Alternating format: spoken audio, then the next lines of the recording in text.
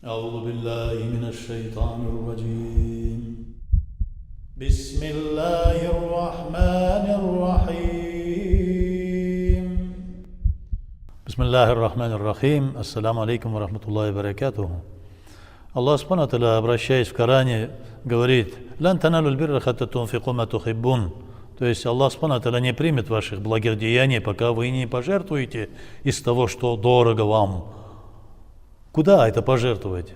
Во-первых, это на пути Аллаха, то есть ради Аллаха, ради довольства Аллаха. Когда будет доволен Аллах? Когда ты совершишь какое-то благое, хорошее, полезное дело для Его творений, для людей, для мусульман и для простых, просто тех людей, для всего человечества, для всех махлюкатов. И интересен еще и дуа, когда мы говорим, что «Раббана атина фид дунья хасанатау ва фил ахирати хасанатау ва кина адабан нар ва ахшурна яумал киямати ма'аль абрар». То есть это когда в виде мольбы, в виде обращений к Аллаху, в виде дуа звучит, добавляется туда еще «ва ахшурна яумал киямати ма'аль абрар». Перевод этой молитвы, этой мольбы звучит так: «О Аллах, не спошли все блага этого мира и прошу все блага ахирата, будущего мира, убереги нас от зла огня гиены и воскреси нас в судный день вместе с абрарами». То есть абрар – это тот, который совершает бир, тот, который совершает благое дело. «Фата'авану аля аль-бирри ват-таква, ва ла та'авану аля аль-ithmi валь-гудуан», говорит Аллах Субхану ва Тааля. Помогайте друг другу в благих делах и в богобоязненности. И не помогайте друг другу в зле, в каких-то плохих деяниях, в грехах. Там тоже звучит слово «бир», благое дело. В благих делах помогайте. У вас должны быть благие намерения. Мухаммад ﷺ, будучи в Медине, очень сильно голодал вместе со своей семьей. Об этом мы очень прекрасно знаем. И вот в один прекрасный день к нему кто-то принес, ему принесли еду, небольшую еду, в виде мяса или чего-то другого. И он только собрался съесть это вместе со своей семьей, как вдруг заходит нищий и говорит: «Ради Аллаха, дай что-нибудь. О, я очень голодный». Мухаммад ﷺ взял и отдал ему. Нищий вышел, и в это время к пророку Мухаммаду ﷺ шел Абу Бакр ас-Сиддик. И он знал, что Мухаммад ﷺ голодал. Он взял и купил эту еду, которая была у нищего, дал ему денег, принес Мухаммаду ﷺ и отдал ему. Мухаммад ﷺ только собрался есть уже вместе со своей семьей, вместе с Абу Бакром ас-Сиддиком, как опять этот нищий заходит и говорит: «Ради Аллаха, дай, я не ел сегодня ничего». Он говорит: «Ну на, пожалуйста». Он берет еду, опять выходит, и в это время к нему идет Умар ибн Хаттаб. Он увидел эту еду, подумал, что Мухаммад ﷺ голодный, купил эту еду у нищего, пришел и поставил перед пророком Мухаммадом ﷺ. Только они собрались опять съесть эту еду, опять заходит тот же самый нищий и говорит: ради Аллаха, дай мне, дай что-нибудь. Опять повторилось то же самое. Мухаммад ﷺ дает в это время, Усман ибн Аффан выкупает у него эту еду и приносит обратно к пророку Мухаммаду ﷺ. И в последний раз Хазрат Али, каррамаллаху ваджаху, выкупает у него эту еду и приносит к пророку Мухаммаду ﷺ. После этого опять нищий заходит и говорит: дай мне. Но Али, ради Аллаха, не выдержал и говорит: ты что, занимаешься такой торговлей, что ли? Ты что, собираешь деньги вот таким образом? Мухаммад ﷺ тоже как-то внутри у него промелькнула мысль: ну человек уже с какой раз его выкупает, ему дают эту еду и выкупают у него, и он тоже что-то подумал, говорит: ну что это такое? И в это время Джабраил алейхиссалям приносит от Аллаха откровение, аят: «Лан таналул бирра хатта тунфику ма тухиббун». О, Мухаммад ﷺ, не примутся у тебя благие твои деяния, пока ты не пожертвуешь то, что у тебя есть, то, что тебе дорого. То есть показатель того, что Мухаммад, саллаллаху алейхи ва саллям, всегда жертвовал то, что для него было дорогим, он всегда давал и мог поделиться с другими. И Аллах Субхану ва Тааля об этом говорит. И когда мы обращаемся в Ахшурна, Яумал Киямати Ма'аль Абрар, о Аллах, воскреси нас вместе с теми, которые совершают благие дела. Абрар. Кто же они такие? Абрары. Абрары — это те люди, которые действительно имеют знание от Аллаха. Действительно, они поклоняются Аллаху и не требуют от своего поклонения ничего взамен. Мы, читая намаз, держа пост уразу, выплачивая закят, милостыню или совершая хадж, мы должны четко и ясно осознать, что мы представляем из себя раба Аллаху. И Аллах Субхану ва Тааля говорит по этому поводу: вы созданы только просто для того, чтобы быть рабами. وَمَا خَلَقْتُ الْجِنَّ وَالْإِنسَ إِلَّا لِيَعْبُدُونَ. И мы это, зная, должны совершать постоянно вот эти амаль, ибадат, вот эти виды поклонений, просто как рабы. Раб каждый день совершает одно и то же действие для того, чтобы хозяин увидел, что он раб его. Мы тоже это совершаем. К сожалению, на сегодняшний день много мусульман, много тех людей, которые приходят в ислам, они что-то ожидают от этих видов поклонений. Когда приходят там в мечеть или куда-то, говорит, и ему говорит, что есть здесь этика поведения в мечети, или этика поведения мусульман, или брат, сестра, или там, что ты делаешь, дорогой друг, что ты делаешь, что чуть-чуть придержи свой язык. Так ведь я же мусульманин, говорит, я же поклоняюсь, я же читаю намаз. Намаз ты читаешь ради того, чтобы показать Аллаху то, что ты подчиняешься Ему, ты исполняешь Его повеление. Пост ты держишь ради того, что Аллах Субхану ва Тааля говорит: «Вакутиба алейкумус сиям», предназначен, предписан вам пост. Совершаешь хадж только из-за того, что Аллах Субхану ва Тааля предписал.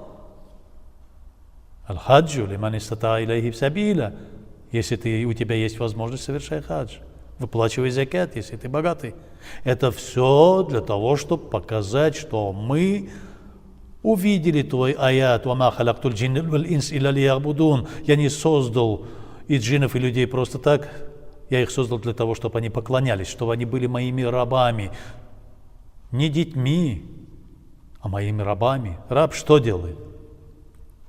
Когда убежал один раб от своего хозяина, а хозяин был правителем, султаном, и он долго бродил, султан был рассержен, и после этого ее не смогли найти.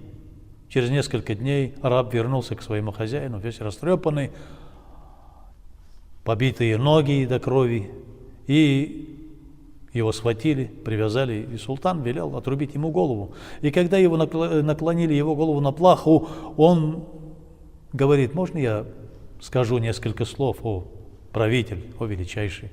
Говори, говорит султан.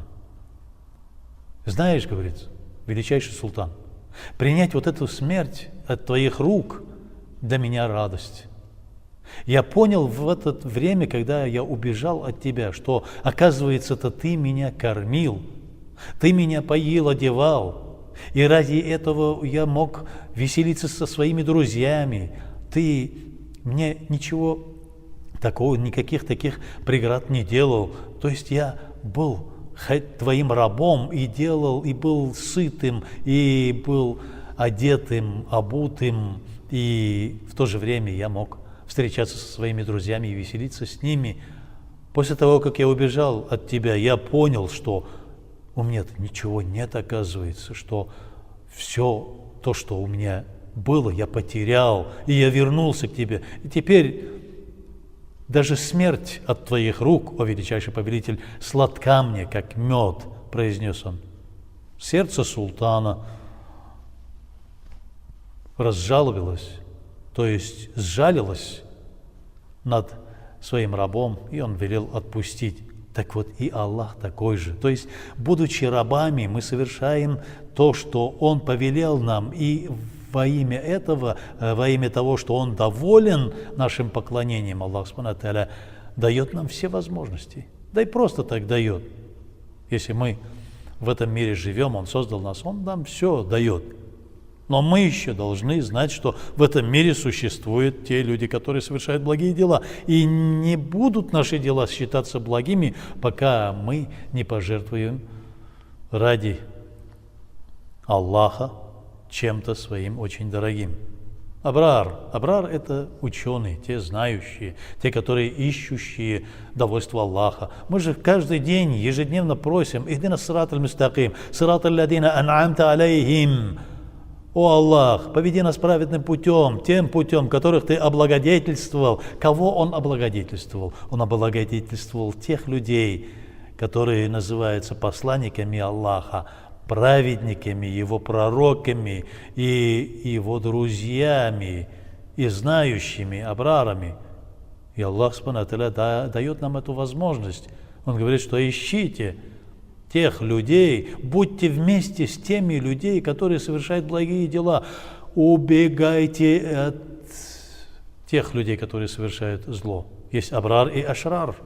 Ашрар – это те, от слова шаррун, те, которые совершают злые деяния, нехорошие деяния. Не находись рядом с ними. Есть аят Корана. Если они начинают что-то говорить и издеваться над мусульманами или просто начинают пустословить, болтать, уйди оттуда, говорит Аллах Субхану ва Тааля, и приблизься к ним снова только тогда, когда они начнут говорить правильные слова, то, что заповедал Аллах, то, что привнес вам пророк, и будут совершать благие дела. Приблизься к ним, не отрывайся от них. Будь вместе с ними. Будь вместе с ними, говорит Аллах Субхану ва Тааля. На сегодняшний день, к сожалению, цена этих абраров очень резко упала. Вместо них появились ашрары. Вместо тех, которые стремятся к благому, появились те, которые стремятся к злу. Даже религию используют ради своих меркантильных интересов. Много таких людей. Есть такие люди, которые используют ради меркантильных интересов. То есть они используют это для того, чтобы влезть в политику, для того, чтобы разбогатеть, для того, чтобы показать себя ученым. В какое время это происходит, спрашивают ученые. Это происходит тогда, это ответ, это происходит тогда, когда те абрары уходят с поля зрения. Они не выскочки, они не хотят там выскакивать и что-то доказывать, а те ашрары, они из-за того, что у них сильная глотка, у них такая хватка ради этого мира, они стремятся завоевать весь этот мир, и они выступают, и их много, и они начинают проповедовать то, что должны были проповедовать те, которые совершают благие дела, те ученые, абрары. И получается так, что мы вступили в тот момент, о котором предупреждал нас пророк Мухаммад, саллиллаху. Перед судным днем, говорит Мухаммад, халяль объявится харамом. Харам будет выставляться как халяль. Невежды будут считаться учеными. Ученых будут оскорблять, говоря, что это сказочники. И начнется деградация. И Аллах Субхану ва Тааля нашлет на мою умму много несчастий, говорит Мухаммад саллаллаху. И мы говорим, просим Аллаха: о Аллах, поведи нас праведным путем, путем абраров, и дай нам возможность найти тех людей, которые не показывают себя. Они сидят тихонько. Это те действительно настоящие ученые, те, о которых говорил Мухаммад саллаллаху алейхи ва саллям: аль-уляма вурасауль анбия. Ученые моей уммы, они наследники пророков. Мои наследники. Что им досталось в наследстве? От пророка Мухаммада ﷺ ничего не осталось мирского. Ни золота, ни королевства, ничего. От пророка Мухаммада ﷺ осталось наследство для нас. Во-первых, самое первое для ученых – знание, божественное знание. И мы говорим: о Аллах, сделай так, чтобы мы следовали вот этим ученым, о которых говорил Мухаммад ﷺ, не тем выскочкам, невеждам, которые из себя изображают ученых и которые заполонили сегодня весь мир, и которые, тряся Кораном и хадисами, говорят, что мы, ученые, которые стремятся комментировать эти аяты и хадисы, исходя из своих мнений, исходя из побуждений своего нафса.